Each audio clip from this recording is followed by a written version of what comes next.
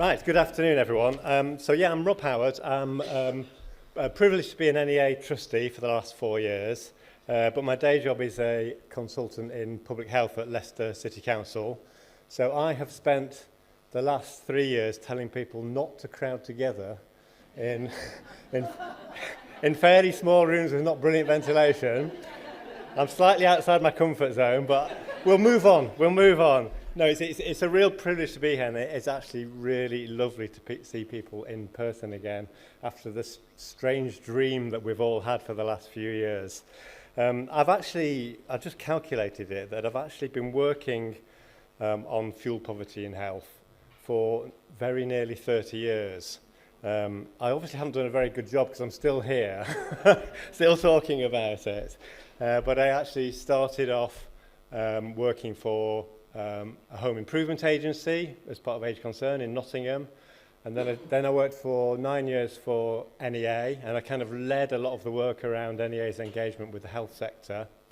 And in 2004, it was kind of in the middle of that, the Labour government, that long period of Labour government, where the economy was looking up. We had a fuel poverty strategy with commitment to eradicating fuel poverty, and I thought, well, that's fuel poverty done. I need to move on to something else now.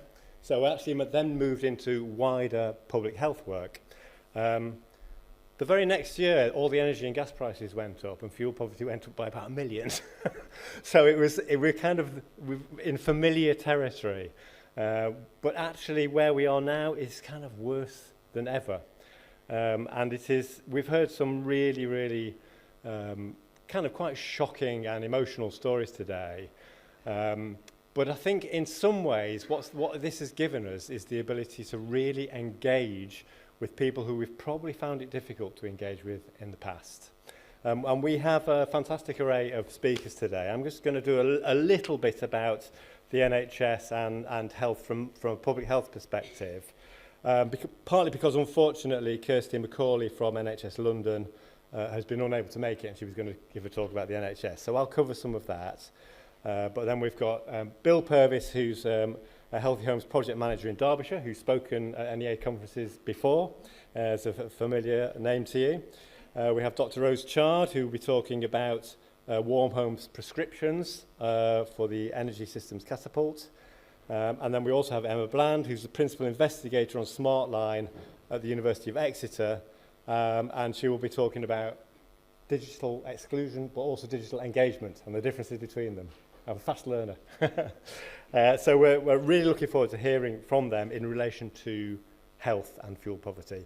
Clearly, we're very familiar with the impact on people's health of cold homes. And this has been well known for many years, and we had the NICE guidance a few years ago, which really confirmed at the highest possible level the impact that it has on respiratory ill health, on cardiovascular disease, on strokes.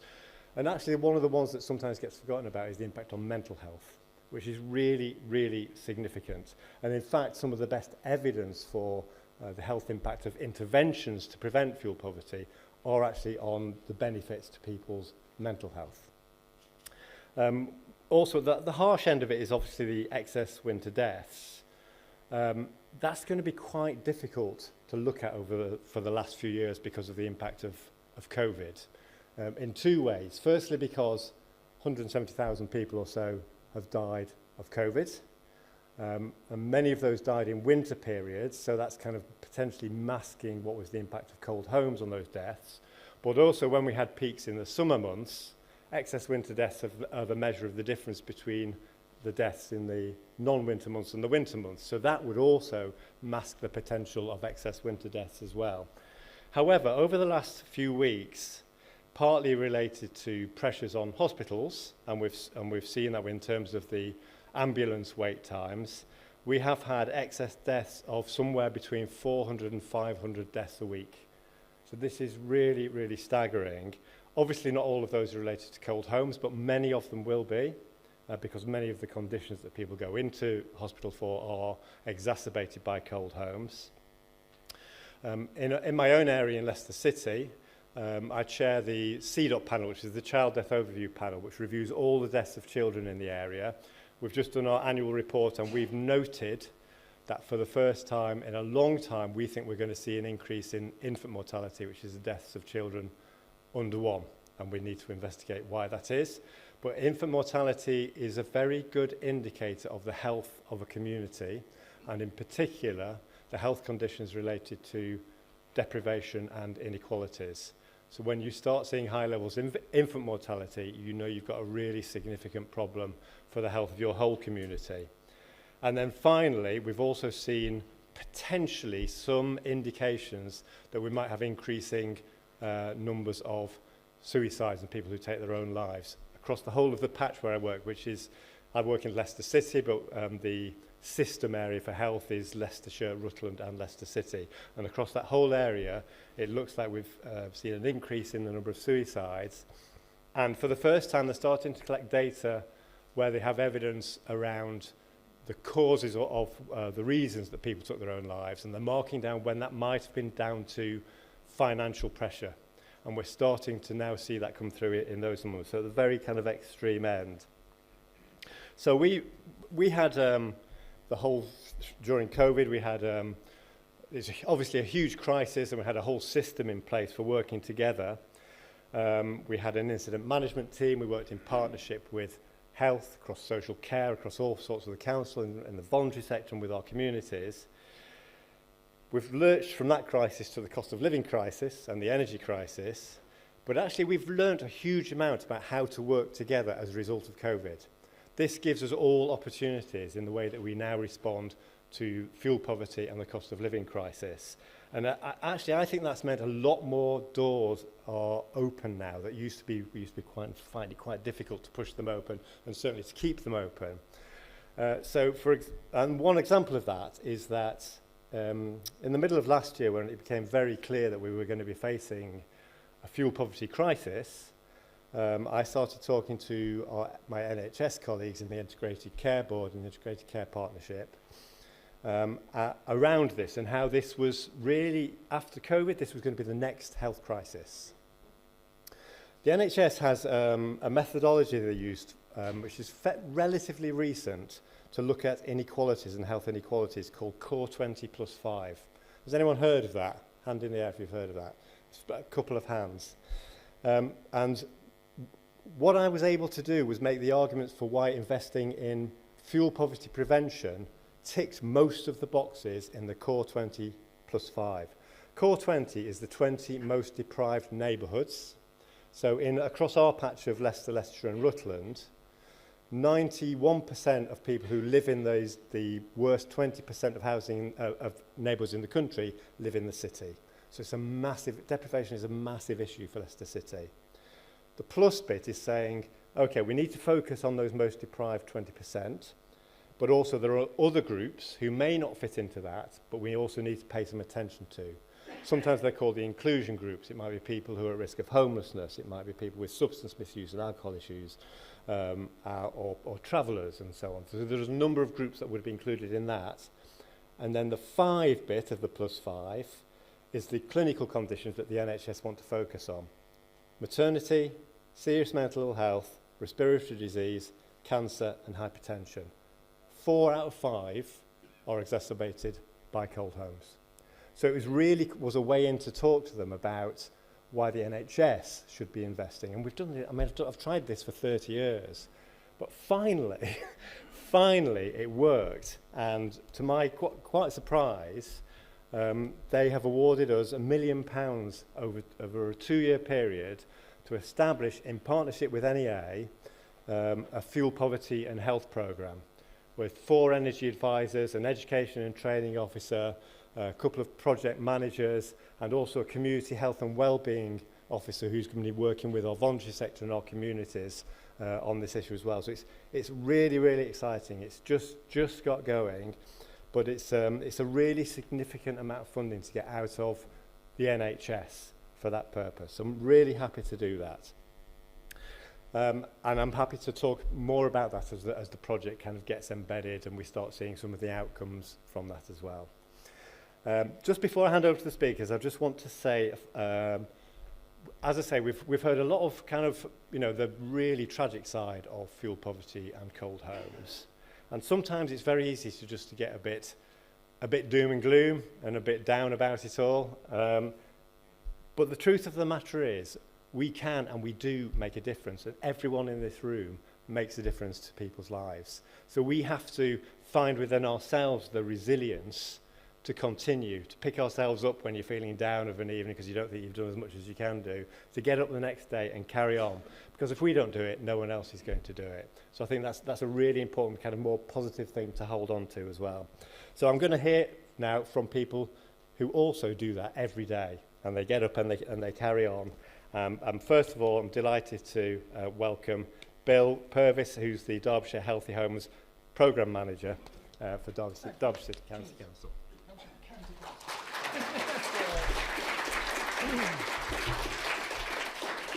Thanks everybody. Brilliant to see most of you here on the graveyard shift.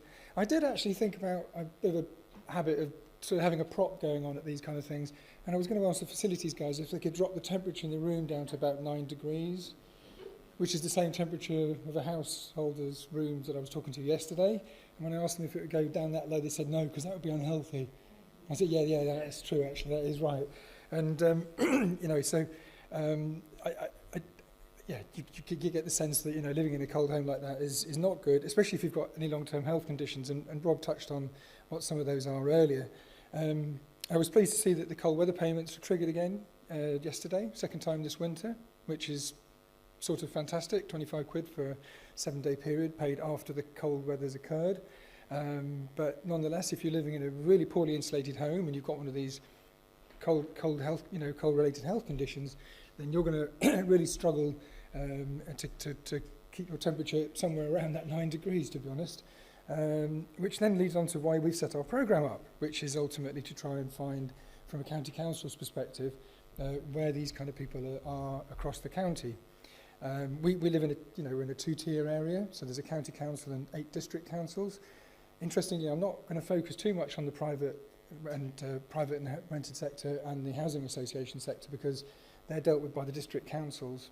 So as a county council, we're more focused on the owner-occupiers, really, because they don't have any, nobody's got any legislative responsibility to look after owner-occupiers, which is quite a problem in itself.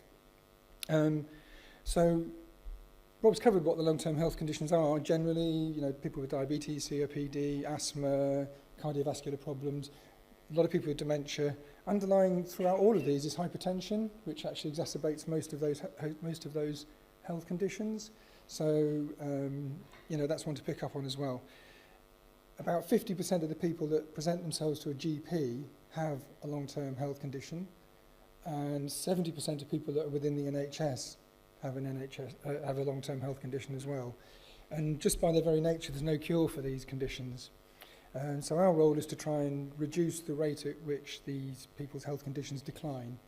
So by intervening early on and making sure that if they're in a cold home, you know, we're taking preventative action swiftly, basically, to try and reduce people's impact on the NHS and social care. And we've been going for 8 years now, and we've helped about 4,000 households over that time. So I think our referral process is working pretty well. We've got people coming in all the time, and this is a little bit of a system type talk in a way, rather than talking about people's household situations, which we heard a lot about this morning. And I don't really intend to sort of draw on all the sort of cases that we've got available to us, but yeah, they mimic the sort of stuff that was being talked about this morning. So really what I'm kind of trying to help is people like Leicestershire, who seem to have brought most of their health and housing team here with them today. I don't know how far down the line you are with setting up a process to find people and assist them, but you know, the key to it is to get good quality referrals, so you're actually dealing with the right people, which obviously means that you've got to inform your referral partners about who you're looking for. You know, what is the sort of characteristics of the person that you're looking for, so that they send you the right people. They've got to trust that you're going to deliver on time what you say you're going to deliver, so they're not sending people to you into a vacuum. So you need the right kind of referrers. So for us, across the 2 tiers, brilliant, we've got access to all the health and housing professionals, so we get most of our referrals from social workers, so what we're looking for is people that go into people's homes, not just telephone conversations, but people that have been in and seen the state that people are living in.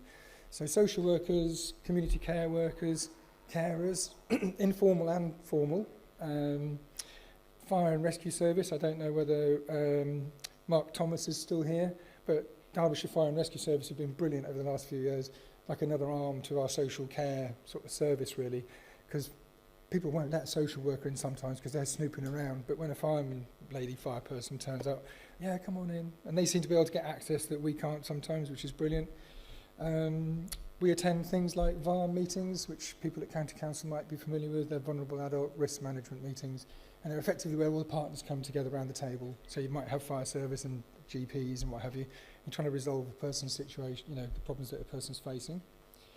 I didn't used to take referrals through our call centre, which obviously takes thousands, but since we knew the price cap was going up, 6 months ago, and it was going to be a horrendous winter, we started taking calls through Call Derbyshire. But that means I've had to sort of inform the Call Derbyshire team about who we're looking for again. So they only put poorly people through to us. Unfortunately, we don't just deal with people that are in fuel poverty, otherwise we're completely inundated. I'll come on to what we do in a second. But what we do is never really enough. So there's another string to our bow, which is that we provide a reactive service. So we work really closely with the hospital discharge teams in Derby and Chesterfield. So these are NHS people and social care people that work in the hospitals and try and put people back in the community again. Because ultimately that's the aim of adult care, is to get people to live in their own home rather than spending time in hospital. So our purpose is to try and reduce what they call the delayed transfer of care from the hospital to the home, try and get people out of hospital as soon as possible. And a big one that really came to light through COVID was the role of carers.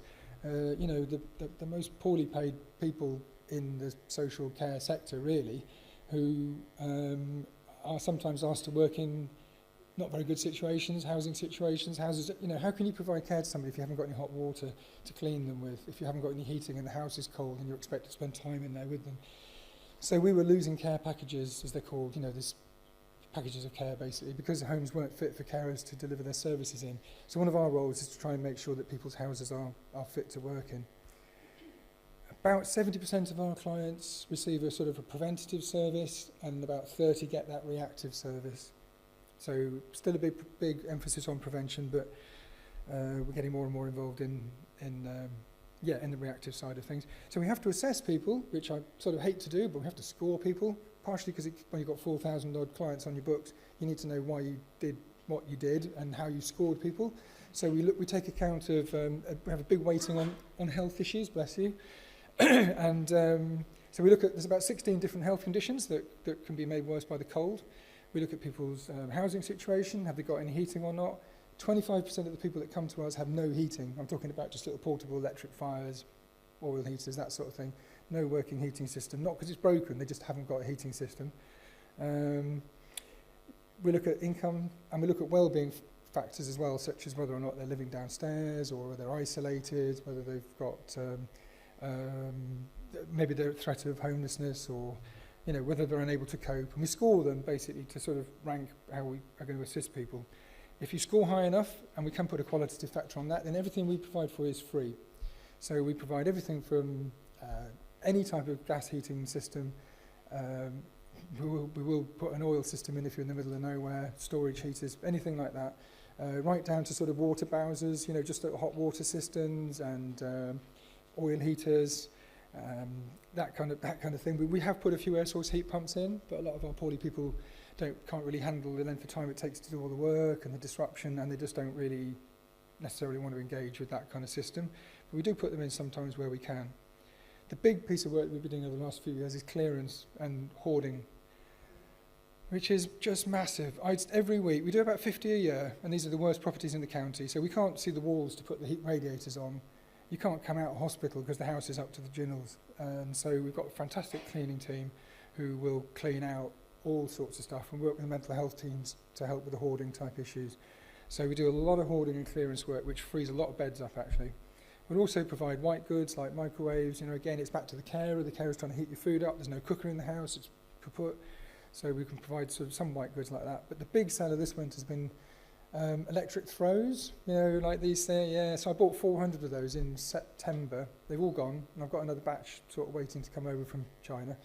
And the social workers say to people, this person's got a heating system, but they can't afford to switch it on because it's fuel's twice as much as it was last year, so they can only afford a couple of hours of heat a day. Wrap one of these things around yourself. It costs 4p an hour to run. That's your little lifesaver. Doesn't really help respiratory problems because that's cold air, but and you need warm air to reduce the impact on your poor circulation. Right, I've got 9 minutes. I'm seeing I'm running out of time a little bit. So yeah, we're paid for by something called the Better Care Fund, which is a big fund that comes down through the NHS that goes into adult care. I've only got 4 people in my team. Leicester should take note. I think we've got about 7 here today. I'll just note it down there. Anyway, sorry. So and we use that to pay for the works in people's homes. We access Eco Flex. I run the Eco Flex scheme across Derbyshire. I don't know if that means a lot to half of you around here, but it means that we can issue a declaration to say that someone's eligible for a grant, an Eco grant, which means that they can get the heating replaced. We started that in September. We've issued about 300 now, which I reckon has brought in about 1.1 million pounds worth of Eco into Derbyshire for residents that are in fuel poverty. So so that's quite good. And I sort of convinced myself that about a third of those people have a long-term health condition just by the very nature that they're in fuel poverty. And so in my mind, that's a form of preventative work as well to help those people. So, right, wrap up. So people often say, well, how much does it cost you to do what you do and how much does it save the NHS? And that's like the big question that no one seems to be able to answer. You know, by the time you've added up, I spent a day on an ambulance actually a couple of years ago.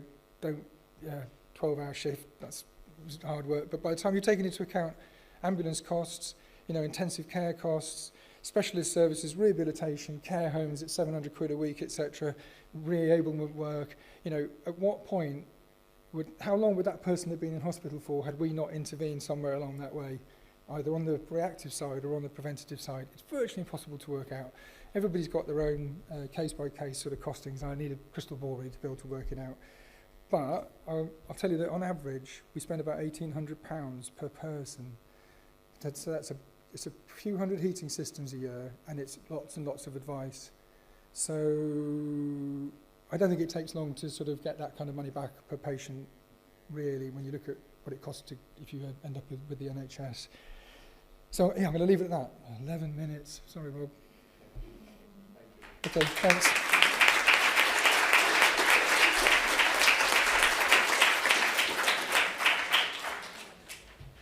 Next up we have, is that working? Hello? Yep, thank you. Next up we have Dr. Chard, who's be talking about warm homes prescriptions for the energy systems Catapult. Over to Rose. Thanks. Oddly, I'm going to be the odd one out, or the only one with slides. I have deleted a few since this morning, because I really enjoyed everybody's presentations where they didn't use slides, but a few images are going to be helpful. So thanks for the invite, NEA.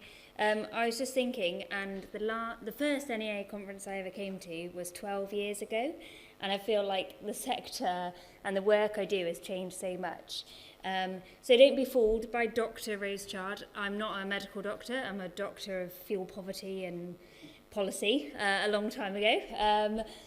And now I work at Energy Systems Catapult, which is an organisation that is a not-for-profit innovation agency. We're independent and we do lots of work for government as well as lots for the clients. And my role is really to make sure that net zero and our plans and designs work well for low-income and vulnerable consumers. As you can imagine, not a small job. And yeah, there's a lot of big challenges out there. But today I'm just going to talk about one of our initiatives around making sure that low-income vulnerable households can take part in net zero. So this is quite an old picture that I used probably at an NEA conference about 4 or 5 years ago, but it just struck me that it was quite useful. So what you can see here is data from our living lab from across the UK, households from across the UK, and all of these households technically meet the Bayes fuel poverty definition then. What you can see is the pink circle around the outside is the number of hours in a week that somebody requested heating for, that they wanted heating in their home for. The green colour behind the house is how much of their home, how many rooms in their home they heated. And the temperature underneath is the temperature that they requested when they had the heating on. And what you can see is even though all of these households are technically fuel poor, they all want very different experiences from their heating. They can all get very different experiences, and they all potentially want different experiences. So when we're thinking about solutions to give people what they need and want from net zero and to tackle fuel poverty, we can imagine the solutions are going to need to be quite different. Now, imagine if you then overlaid the fact that in each of these households are incredibly different people. They have different characteristics, some may be claiming benefits, some maybe not, some are owner-occupiers, some won't be. And then you start to realise how complex it could be if we went from delivering not just blanket solutions, but specific solutions to different types of households that really help them with what they need. And that's where we started thinking about warm home prescription. So, I won't dwell on this too long, but we know millions of households are already struggling to pay for their heating. We know that the estimates to the cost of the NHS of cold homes is huge. It causes far too many avoidable deaths. And when we're thinking about net zero, in order to meet our net zero targets, decarbonisation needs to work for all types of households. We can't just decarbonise those that are tech savvy, able to pay, well off, with no health problems. So to Bill's point a minute ago, at the moment, we need to work on how do we decarbonise homes of those that have health conditions where what's going to be needed, a significant amount of disruption, could work well for them. How can it give them a warm home? How can we offer them what they value and design it so it works well for them?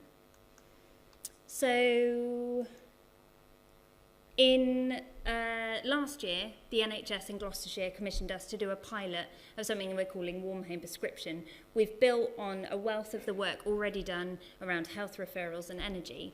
But what we found was that by proactively identifying households that are at risk of a cold home, through the social prescription service in NHS Gloucestershire, they were then referred to 7Y Energy Agency, an energy advice organisation in Gloucestershire. We then paid for their warmth for them to be a warm home. And then what we found actually was that people felt well enough to schedule home improvements as a result. And they said that their health improved as a result. So this trial last year was just 28 homes. And so this year what we've done, that's about last year. This year what we're doing, I should say, not what we're done, in the middle of winter, we are prescribing over 1,000 homes this year. So we've gone from 28 last year to 1,000 this year. Really with the aim, building on all the great work that we've done around, that's been done in the sector, on health referrals and energy, could this be something that could be nationally scaled up? All of those questions and challenges that we've already mentioned today around data sharing and identifying the right people. At Energy Systems Catapult, we're all about learning by doing, so we've got really into the nitty-gritty of delivery, and we've managed to have over 1,000 referrals from the NHS already to prescribe people a warm home. And what we're trying to do is help 1,000 homes this winter that have a health condition made worse by the cold, partnering with 3 NHS trusts in 3 different areas, 2 in England, 1 in Scotland, and then 3 different energy advice organisations, so NEA being one of them in one of our areas, to actually deliver people a warm home. And at the moment that means paying for their heating for the winter.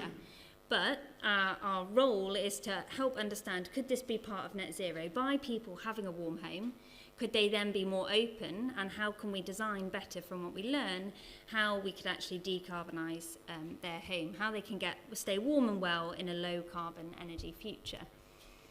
And we're working really hard to work with the NHS to, like Bill said, really understand what could the cost savings to the NHS be of people living in a warm home. So I'm just going to run you through the main steps of the trial. Our project is much wider than that. We've got our 1,000 home trial, but then we also have a task force that includes Adam Scorer to really ensure that the evidence that we're collecting can support and drive change if we find that this could be an option for scaling. So the NHS in each area identifies people that are at risk of being admitted because they live in a cold home. So that it's clinician-led, they decide on what the criteria is, and unsurprisingly, most of them are identifying people that have a respiratory disease made worse by the cold. We then have an innovative digital solution that I can show you a screenshot of.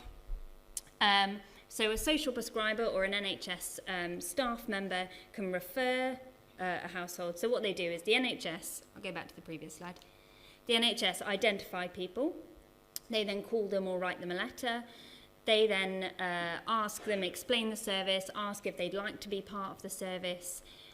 The social prescriber then fills in a really simple form that's part of our digital service, and then an energy advisor like NEA or like 7Y Energy Agency then can see that information immediately and can fill in some more information on their situation. So that's around the property type, the age of it, but easy things that a householder could tell you over the phone.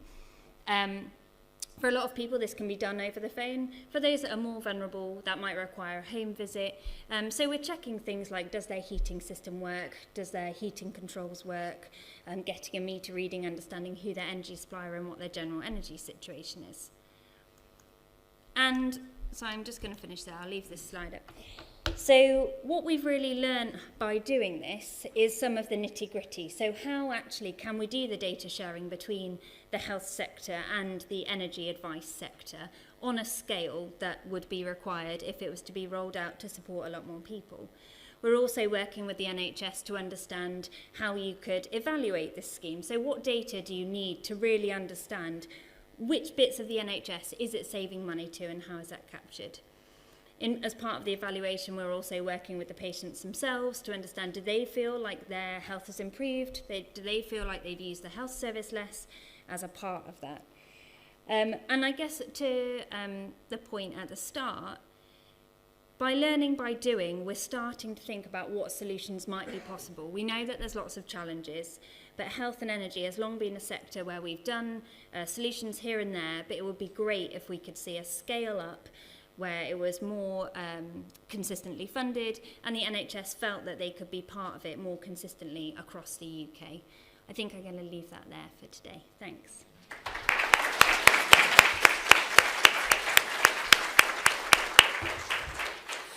Thank you, Rose. Just as a, by the way, if you're a medical doctor, it means you've just done a medical degree. If you're a PhD doctor, it means you've done a degree, possibly a master's, possibly at least 3 years doing a PhD. That means you're a proper doctor in my book. So I'm very happy to now hand over to Emma Bland, who is Associate Professor at the University of Exeter. Hi, thank you very much, and thank you for the invitation to be here. I confess, fuel poverty is something that I see in my work, but is not the focus of the work that I do. So I'm learning a lot as I sit here and listen to the conversations and the presentations, and it's been absolutely fascinating. So I was asked to come and talk to you a little bit about the work we've been doing within our Smartline project, which is working with housing association tenants on the adoption or otherwise of digital technologies and the relevance of that to this debate, which will become clear, I hope. So I just wanted to start off by just reminding you, for anybody who's familiar with Maslow's hierarchy of need, that shelter is at the very base of that pyramid. It is one of the fundamental psychological requirements before people can go on to do many of the other things that we ask of them. And as we've heard, some of the barriers to action that people face can be simply that they are overwhelmed with the circumstances they find themselves. So, you know, kind of looking at where shelter and secure, safe and comfortable shelter fits, it's right there at the most essential point in our lives. And also, just a reminder, and apologies if you've heard this figure, but 4 million homes failed the decent home standard in the 2020-2021 survey on the England Housing Survey. For me, I found that absolutely appalling, that in this day and age, with all the things that are at our disposal, that we are still at that level of deprivation within our housing stock. So Smartline is a partnership project. We're working with Cornwall Council, which is a unitary authority for Cornwall, Coastline Housing, one of our local housing associations in Cornwall. Our voluntary sector partners are Volunteer Cornwall, and we're also working with the South West Academic Health Science Network, which is a partnership body of NHS bodies that have a regional reach, and I think there is a regional NHS in all areas. So what we have been looking at is whether or not we can see a role for digital technologies to improve the health and well-being of low-income households, particularly looking at indoor environmental management and some of the communication and barriers to engagement that low-income households may face in looking at the progressive move to digital service provision across all sectors and in all aspects of our lives. And the housing association tenants that we've been working with are in some of the poorest postcode areas of the country, so they do represent some of those people who are facing the greatest socioeconomic challenges, and this was before the current cost of living crisis. So we started the project in 2016 and have been working with those households over this period. So we started off with about 300 households recruited from Coastline Housing, and they have very generously stayed with us by and large through the course of the project over the last 6 years. So we installed into each of their homes digital environmental sensors, looking at air quality, temperature, humidity, and where we could, because in 2016 technology wasn't where it is now, we were looking at utilities and gathering data. So I asked my data colleagues for the sort of, kind of take-home stats. And basically what they're telling me is we now have 0.7 billion data points from all these homes, which if you laid those line by line would take you from Cornwall to Senegal. So that's the scale of the data set that we now have, and which we are going to be making available. So if anybody is looking for data sets on low-income households, you might want to come and talk to us. So by looking at environmental monitoring, we were interested both in how that data could be used, who would use it, and what value it would provide in looking at and improving health and well-being outcomes. And one of the interesting factors was that while it can provide a measure on whether the home is what the temperature is, what the levels of humidity are, you can also use it to identify changes in patterns. And what our housing association partners have found is that they can start to look at a dashboard across of all the homes that are within the Smartline project and start to see when something changes. And that might trigger a phone call to that household.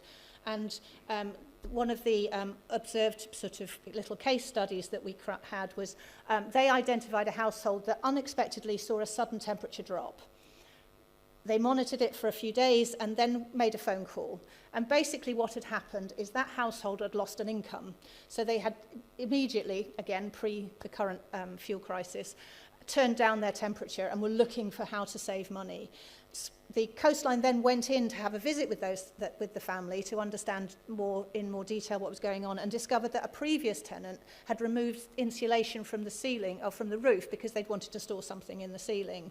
So a number of provisions that Coastline had assumed were in place weren't in place. The house was more expensive to heat. There was a loss of income. So as a result of seeing this initial change in behaviour through the data that was being collected, they were able to intervene sooner before the home went into crisis. So they were able to take action by addressing the needs around, improving the performance of the home, connecting that household with the services that were available to support income, and also then to start to understand a little bit more about the value of data collection from environmental sensors.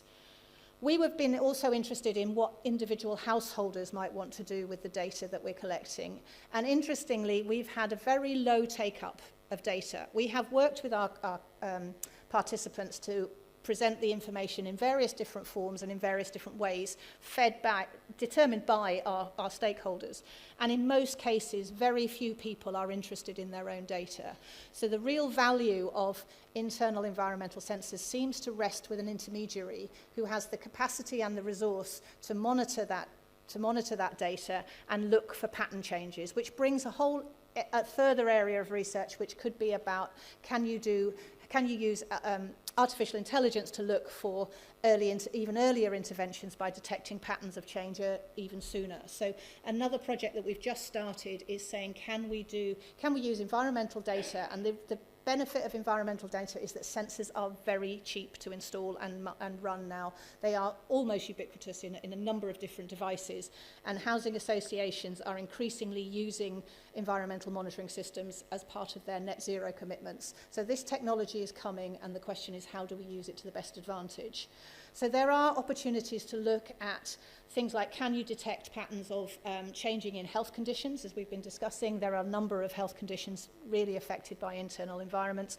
And one thing that I hadn't appreciated, that actually for those that dementia is also driven, can be exacerbated by poor home air quality and environmental conditions. So in addition to the sort of usual suspects that we talk about around respiratory conditions and asthma and COPD and heart conditions, there is also this other drive that it can exacerbate and increase the speed of dementia. So it is a factor that we all need to be thinking about very carefully. Another area of work that we've been looking at in Smartline has been how people feel about data being shared. So we're all very concerned about rights of privacy and control. But one of the things that's come out from our work has been shown that if there is a trusting relationship between the data recipients and the data providers, i.e. the householders, that they are very relaxed about that data being shared, and they're very comfortable that that data can be shared.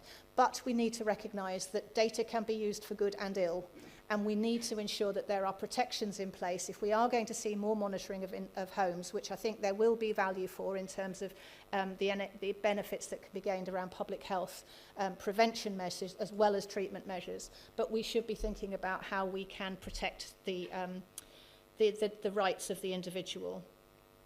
We've also it's interesting to see how environmental sensors can sort of support vulnerable households. We had one experience where we saw a rise in humidity within one of the homes that is part of the Smartline cohort.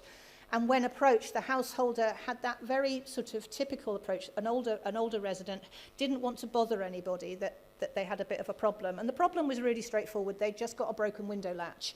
And they had a cat. And they didn't want the cat to get out. And if they opened the window without the latch in position, the cat would escape. So they didn't open the window. So they saw a rise in humidity, and they reported an increase in symptoms of asthma. So by the Housing Association detecting the rise in humidity, they went and had the conversation with the occupant. They fixed the latch.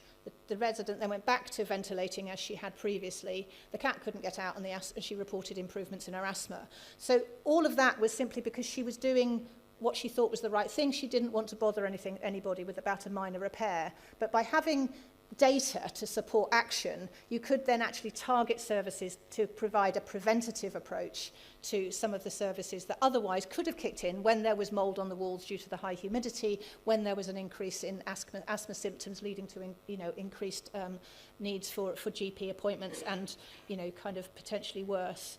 So there is a real value in looking at digital technologies and the role it can play in helping to support vulnerable households. But another element of what we're doing, because obviously the project has run through the pandemic, and as part of the pandemic we've done some work on digital inclusion and digital use, and in our naivety we'd set the project up to provide every household with a SIM-enabled tablet computer. We provided training on one-to-one and group activity. We'd set up and through community kind of delivered opportunities to engage in group activities online, and we'd had very low success. We do actually, I'm rather ashamed to say, have a cupboard with a load of tablets and still sitting in there that we will be giving to our voluntary sector partners, I hasten to add, that were never taken up. We offered them out to all our households. We know that 10 million people in the UK are not currently using digital technologies, and we know that one in three of them are in social housing. So there is clearly a significant group of people who are not engaging in the digital world. When we surveyed our Smartline participants, our figure came out to about 20% of households that weren't using any digitally enabled technologies. And as I said, as part of the pandemic, we wanted to understand more about that and see how we could support our participants to get more engaged. And what we learned from that really is that digital engagement is complicated. We can give technology, we can give out free SIMs, we can give out training. All of that will affect and benefit some, but it won't benefit everybody, and basically people's engagement with the digital environment is complicated. People are concerned, they are anxious, they are time poor, they lack the skills to engage in a way that they would find meaningful. But one of the things that came out to us very loud and clear was that also they have a capacity issue. Many of the people that are in our cohort are carers. They're in their mid sort of 50s to 60s, 50s to 60s, they're caring for their parents, they're caring for their children, and in many cases they're also caring for their grandchildren. They have a lot of demands on their time, and they simply don't have the headspace to take on a new skill or task. So they will not be, the best engagement program in the world may still leave those people unable to or unwilling to engage in digital tech just because they just don't want to take on yet another challenge that they don't feel very comfortable with. So we do need to think very carefully about our digital engagement activities. And I think this comes back to the point earlier. For me, it's about digital engagement as well as digital exclusion. Some people simply don't want it. They have enough to deal with, and that's their position on it. So we need to think very carefully about services that we are developing to address some of our most vulnerable households that require digital engagement of any sort, because you will be potentially exacerbating health inequalities for that very specific cohort of people who will not be able to engage. So those are some of the work we've been working on through Smartline. We have a number of studies that we've been involved in. I have brought some booklets if anybody's interested to see some of the more specific work that we've done looking at mould and other health outcomes related to the digital sensor networks and other studies that we've been taking on. I think one of the things that we found interesting actually is in working with our Coastline, our housing association partner at Coastline Housing, one of the benefits of a system that allows some of understanding data, using data to look at early warnings, is the value to staff. Because what staff are reporting is that they're dealing with people who are experiencing a problem rather than waiting to deal with people who have a crisis. And the level of stress and concern that the staff feel when it's kind of dealing with a problem is so much lower than when they're dealing with people who are in crisis. So there are, there's benefits from different directions. There's a lot more work that needs to be done. We're looking we're just waiting to hear about a study that we've proposed that will look at whether you could use the similar approach working with voluntary sector groups for people who are potentially vulnerable for other reasons. So could you use environmental monitors to support people who are hospital discharged, for example, so that you can look at patterns, and where you suddenly see changes in patterns, you know that you need to target those people for support and help. So one of the potential advantages of digital monitoring or environmental monitoring is the proxy that it can provide that can then help you understand other issues and other factors that are going on within the home. And we've had the opportunity to look at the data collected, say, for example, in the pandemic, and you can see people's behaviour changing and patterns of behaviour changing during lockdown compared to out of lockdown. And so there's real value in data. And I think one of the challenges that we all face is how do we collect data in a way that is inclusive and meaningful, that is fed back to the participants who provide that data, but also then how do we use it in an integrated way that maximises its value across all our services. So thank you very much.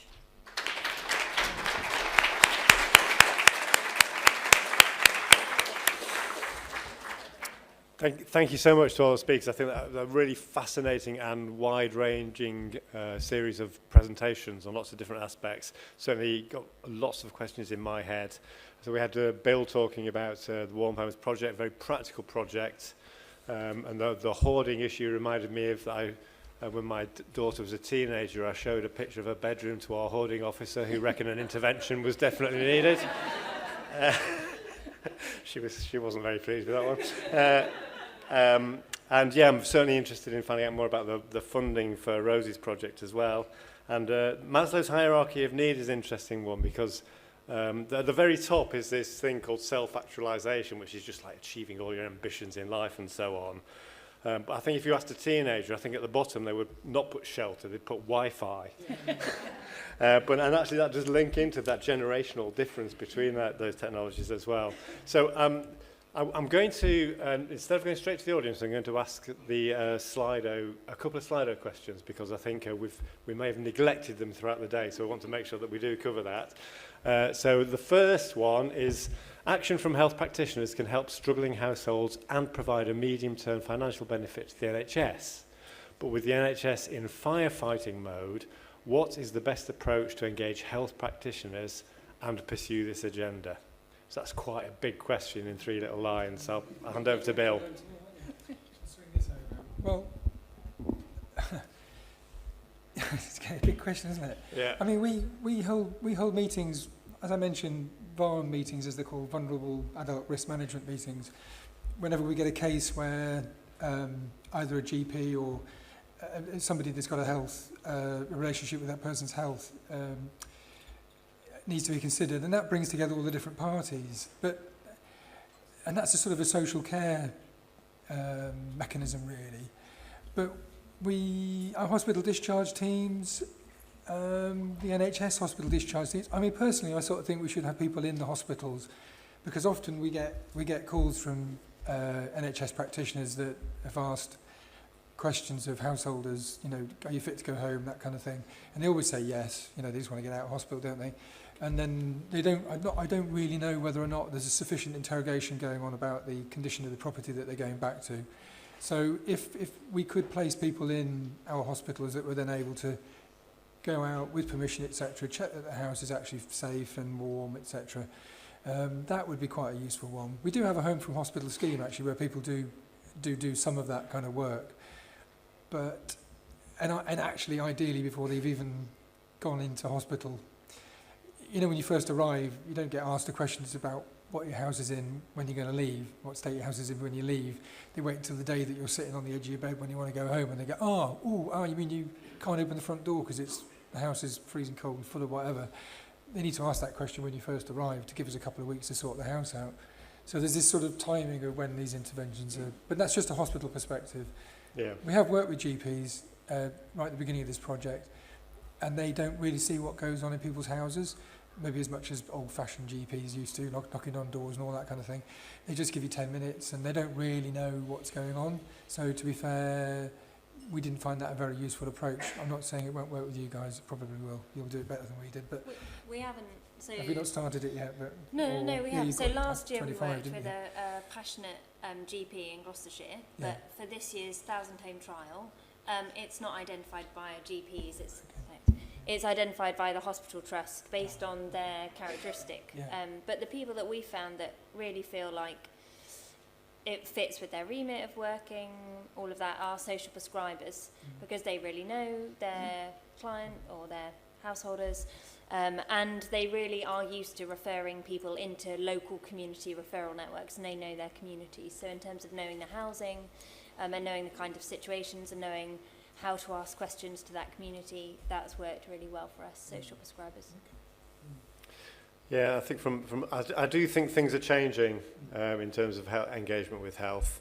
I don't know whether it's partly because of working together over COVID, as I mentioned, or whether it's because the NHS is in such crisis, but also people can see what's happening to people. They can't go to their own homes and so on.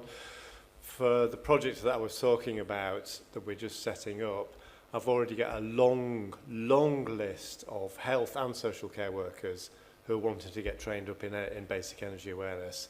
That's never really happened before. It's all we've been going out chasing people, and you normally get one that comes along who's the keen one, who you get all your referrals from. Actually, that seems to have changed, so I think it's time to kind of take advantage of that. Yeah, I mean, I talk to our social care groups around the county, attend their team meetings, tell them what's going on. Right at the very beginning, years ago, they were going, well, what do we know what a cold home feels like? So we have to talk about the temperatures, and we gave them little digital cards so they could see what, But now they're all a lot more familiar with it. Yeah. And they ring us all the time with, can I pick your brains? That's the starter. So. I'm going to go one more from the Slido. So this one is from Abby Peel. Does anyone on the panel use social value to measure improvement in wellbeing for those who have accessed your schemes? No, there we are. And now, so I'll move on to the next. Doing it. I mean, people do research into that, but I don't have time to do that. I mean, for us, I guess it might mean different things to different people. For us, social value is something that we embed into contracts. So that when you're judging tenders for contracts, there's a social value element which says what additional benefit are you going to bring to communities, and that might be like allowing your offices to be used out for hire for community groups, or it could be a wide range of things. So I've been involved in some of that in the past, but I think we're not going to be able to answer that question brilliantly for you today. So I'll move to the room. Has anyone got any questions that they want to ask our panel from the room, from anything at all? If not, if people are feeling a bit shy or tired or something, I can carry on with the Slido questions or ask some of my own. Oh my God. Are you happy for me to just carry on with the Slido questions? Yes, okay, so next one. The one with the highest scores seems to be directed to me. It's about funding. It would be really helpful if you could share details of the specific funding for my project. Okay, so the funding from this project is funding set aside by the Integrated Care Board to tackle health inequalities. But it was actually, okay, I'll be completely honest. This is probably dangerous because it's being recorded and I've signed something saying you can spread this around. It was an underspend from last year, which the NHS always has to pay back underspends. So they wanted to use it for something. They decided health inequalities was the key thing that they wanted to use it for. So they allocated it to the local authorities who are able to hold on to funding across financial years. But we still had to go through that whole process of then demonstrated how it fit in with their methodology of this core 20+5 that they use to describe health inequalities. With the help of NEA and other people, we got this up and running as a specific project very, very quickly. The rest of the funding was all clawed back because the local NHS trust was expecting a £50 million deficit. So that was how, as far as the commitment went, was until the NHS went into total crisis and it all got pulled back. Now, they are saying they will identify further funding for the next year and the year after. I'm not particularly holding my breath. Sometimes you just have to be flexible enough to be able to respond very, very quickly when opportunities come up. And it does help to be able to speak their language and speak to things that they know that they're tick boxes that they have to tick as well. Okay? Can I yes, just please offer come an in. observation that my life is spent fundraising for the grants and projects, as I'm sure you appreciate. But the other key to asking for funding is also timing. Now is a really good time because people are starting to worry about their underspend. If you ask at the beginning of April, they'll be worrying about overspend. So choose your time carefully as well if you're going to ask for funding. Okay. I was actually going to ask Rose about the funding for your project because it seems you're doing quite a lot of work. Is it all come through the Housing Association or is there different sources of funding? Yeah, it's funded by BP. Okay. Right. Okay. Thank you very much. So we'll all be approaching BP next week. Next one. I'm not sure why one of them's in yellow. Does that mean I'm supposed to ask that one? It's just moved up the list. Okay. I'll ask the next one down, which is about climate change and the heat wave that we had this summer, which led to quite a large number of excess deaths in the summer. And yes, it's something that we're certainly expecting to see a lot more of over the coming years and decades. So the question is, to what extent should we be thinking more about cooling and overheating in the context of fuel poverty and ill health? Anyone want to first go at that? I had that on my presentation, but didn't run out of time to mention it, because El Niño is supposed to happen this summer as well, isn't it? Which is we're going to make it even worse. And last summer, when we knew there was going to be the little mini heat wave, we panicked because we didn't really know how long it was going to last. 2 or 3 days, we thought people can probably manage. A week or more, and it might become really desperate for people, especially in care homes, actually. That was the problem. So we had a conversation a few days ago about what we're going to do this summer in preparation. Like we got the electric blankets in the summer last year. How are we going to find some portable cooling units that don't use a lot of juice to put in people's homes? But we're going to give it some thought and find something we can distribute quite quickly to places where social workers are getting this elderly person's at risk. If anyone's got a product that doesn't cost much to run that we can use to cool houses, let us know. Certainly in terms of the telehealth technology, I think that's something that could be used as almost like a surveillance and early warning kind of thing. I don't know if you can say that. I think it's an absolute key question that we're so focused on net zero, and a conversation we were having actually before the session started. We're all very focused on net zero when we're not thinking about adaptation, and that drive to think about adaptation is becoming ever more urgent because we are seeing very clearly the effects of climate change. So we currently have housing stock that is built for the climate we used to have, and we don't have housing stock that's built for the climate that we now have, and that is still changing and will continue to change. So I think it's an absolute key question that I have other work that's looking at adaptation and how we can support local authorities, which I'm very happy to talk to somebody about later, anybody about later. But I think it's a key issue. There was another question just below that for you, Emma, around whether the data shows that the use of heating systems, if it's improved, has it also reduced issues like damp and mould growth? Are you detecting that? We haven't been looking specifically at, we did a survey of the households and looked at levels of presence of mould in the homes, but we haven't, because of the pandemic, unfortunately, we weren't able to go back in and do the same kinds of surveys. So we haven't gone down that route to explore that particular outcome just yet. We're in the middle of, or we've just sent out questionnaires to households to ask about the impact of the latest crisis, and one of the questions in there is looking at mould growth. But clearly, the colder your home, especially in a climate like Cornwall has, which is very high humidity, we are seeing increases in levels of mould. And anecdotally, it's not part of our study, but the Housing Association were reporting to us back at the end of last year that of the homes that we are monitoring, they were seeing people's temperatures set lower and that their heating was coming on later. So we are able to say that there has been effect across the households that are part of the study. Yeah, thank you. The next one was a specific question for you, Rose, about whether the warm homes prescription is just for owner-occupiers. No, it's for any type of household. Depending on the tenure is depending on what support we can give them, but we can, it's not just for homeowners. So we're working with private rental sector, social housing and homeowners.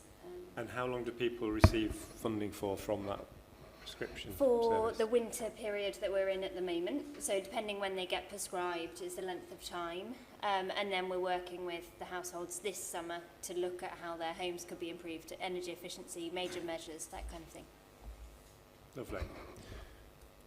Any questions from the room? Are we asking all the right questions for you? No? Okay. We'll just ask the last couple of more, and then I think Adam's going to be wrapping up for us. This is an interesting one, which is, how is the crisis in the NHS affecting the delivery of schemes aimed to mitigate ill health as a result of fuel poverty in cold homes? So, Bill, I'll ask you first. Have you noticed a change?